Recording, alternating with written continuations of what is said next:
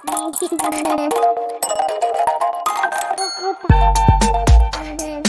इस वीडियो में बात कर लेते हैं नेशनल फर्टिलाइजर्स लिमिटेड की। चैनल को लाइक एंड सब्सक्राइब करना मत भूलिएगा।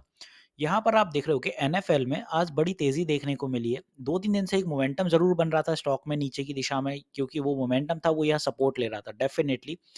और यहाँ पे सपोर्ट बनते बनते स्टॉक में आज तेजी देखने को मिली है। कल का ही कंटिन्यूएशन रहा है। और अगर यहाँ पे आप कैंडल देखें तो कैंडल ने कल ही बता दिया था कि क्या मोमेंटम रहेगा। यहाँ पे ड्रैगन फ्लाई डोजी बनती हुई नजर आई है, और जब भी ये कैंडल होती है तो एक बुलिश नेक्स्ट डे कैंडल जरूर देखने को मिलती है, और अपन को आज वो देखने को मिली है। अब ऊपर देखें, यहाँ पे हर्डल फेस जरूर हुआ है। अब हर्डल फेस क्यों हुआ है? क्योंकि ट्रेंड लाइन का हर्डल हैगा, और ट्रेंड लाइन इसलिए है क्योंकि स्टॉक चैनल में चल रहा है। आप देखें तो चैनल की फॉर्मेशन यहाँ समझ लीजिए ईज़ी हैगी, वही पुराना सपोर्ट रेजिस्टेंस की फॉर्मेशन के साथ ही बन रहा है। इसीलिए ये चैनल पे यहाँ पे स्ट्राइक हुई, सेलर्स एक्टिव थे, इसीलिए यहाँ पे रिवर्सल आया था सेम डे। कल क्या होगा वो समझिए। कल के दिन अगर स्टॉक तेज़ी पकड़ता है, मार्केट स्टेबलाइज़ रहता है, तो अपना पहला टारगेट यही रहेगा 111। इसलिए क्योंकि यहाँ पे आज हर्डल फेस हुआ, निकला इसके ऊपर, बट उतनी तेज़ी से रिवर्सल भी बना।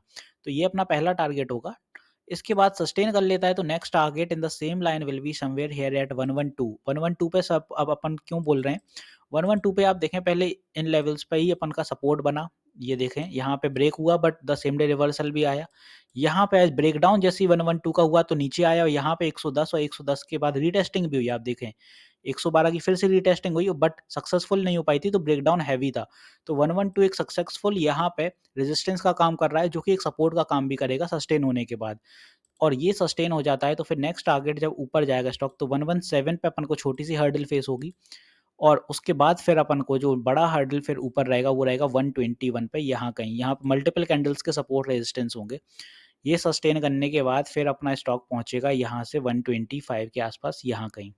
तो ये छोटे-छोटे टारगेट्स हैं, सारे ही काम करते हुए नज़र आएँगे, और इन्हीं लेवल्स पे रिवर्सल है, इसलिए बोल रहा हूँ नोट डाउन कर लीजिए। 117 रहेगा, 121 के अराउंड रहेगा, यहाँ पे फिर 125।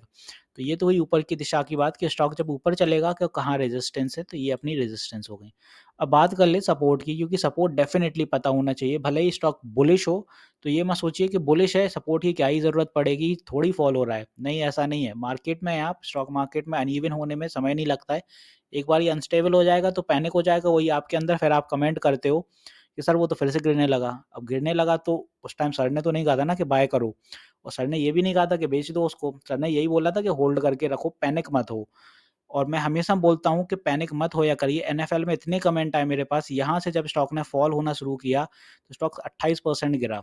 मेरे पास यहाँ से सबसे ज़्यादा कमेंट आया जब स्टॉक ने 100 का लेवल ब्रेक किया। मैंने कहा था 100 ब्रेक होगा, उसके नीचे एक बड़ी कैंडल डेफिनिटली बनेगी। वो इसलिए बनेगी क्योंकि यहाँ 100 के पास बड़े ज़्यादा अपने वो होंगे, स्टॉप लॉसेस बनेंगे, और स्टॉप लॉस जैसे ही हिट होंगे 100 के पास तो एक बड़ी बियरिश कैंडल आएगी, और रिवर्सल भी आएगा द नेक्स्ट डे, और वो होते हुए नजर आएगी। मैंने इसलिए बोला था क्योंकि कोई भी साइकोलॉजिकल लेवल जब ब्रेक होता है, या नीचे की दिशा में या ऊपर की दिशा में, तो मल्टीपल स्टॉप लॉसेस होते हैं वहाँ पे। वो जैसे ही हिट होते हैं तो एक बड़ी बियरिश कैंडल बनती है अगर नीचे जा रहा है, और एक बड़ी बुलिश कैंडल बनती है अगर ऊपर जा रहा है। इसीलिए बोलते हैं कि थोड़ा सब्र रखा करिए। बिल्कुल स्टॉक ये नहीं है कि 80, 70 या 60 हो जाएगा 1-2 दिन में, नहीं, ऐसा नहीं होता है। सपोर्ट डेफिनिटली लेता है, हर स्टॉक लेता है। तो यहाँ भी सपोर्ट लिया और ऊपर की दिशा ही पकड़ी स्टॉक ने। अब आने वाले दिनों में आपको सवा सौ के टारगेट दिखेंगे और स्टॉक अच्छा परफॉर्म करते हुए नज़र आएगा। तो सपोर्ट की बात है तो सपोर्ट जो आपका पहला बनेगा, कल बनेगा 105 पे, यहाँ कहीं इन लेवल्स का। यहाँ पे आप देखें, यहाँ पहले भी सपोर्ट लिया, यहाँ पहले यही रेजिस्टेंस थी। इसके बाद 105 अगर ब्रेक होता है तो 102 फिर से दिखा सकता है आपको। ये तब जब स्टॉक नीचे आए 105 ब्रेक हो तब ये टूटेंगे, अदरवाइज नहीं जाएंगे। तो 105 पे सपोर्ट लेके स्टॉक पुल बैक बना के फिर से तेजी दिखाएगा, बट पता होना चाहिए सपोर्ट, इसीलिए बोलता हूँ। आप लोगों को सपोर्ट नहीं पता होते हैं तभी आप पैनिक करते हो। अगर सपोर्ट पता हो तो आप थोड़ी समझदारी दिखाएंगे। यहाँ पे ये होगा आपका आखिरी सपोर्ट, यहाँ पे 100 के आसपास, और एक ये 98। बट 98 ये नहीं जाने वाला, ना ही इतने नीचे आएगा। ये 105 से ही सपोर्ट लेके रिवर्स ले जाएगा, या फिर तेज़ी दिखाएगा। तो एक सडनली कल भी एक बड़ा बुलिश मोमेंटम अगर लगता है तो एकदम से तेज़ी निकलेगी, और 113 के आसपास रेजिस्टेंस फेस करेगा, और फिर ऊपर की दिशा ही पकड़ेगा।